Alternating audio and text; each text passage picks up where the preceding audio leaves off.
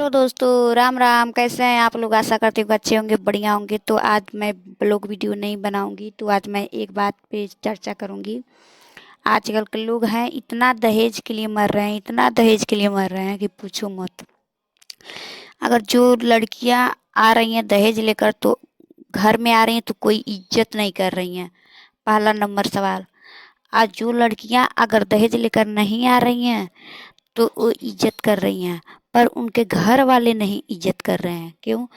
ये बोल रहे हैं, ताना बोली मार रहे हैं सब कि दहेज लेकर नहीं आई है, कोई सामान लेकर नहीं आई है, ये नहीं की है, वो नहीं करे की है, इसको खाना बनाना नहीं आता है, तो ये फूहर है, तो ये ऐसी है, तो वैसी है।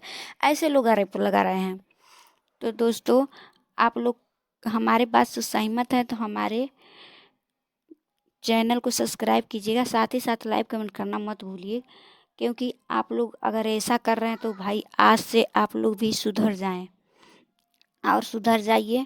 और हमारे बात से सहमत हैं तो अगर आपके घर में बेटियां होंगी तो आप लोग इस बात को समझते होंगे, अगर बेटियां नहीं होंगी तो इस बात को नहीं समझते होंगे। और एक बार ज़रूर हमारा ये वीडियो देखिए और हमारे चैनल पे जाइए आप लोग।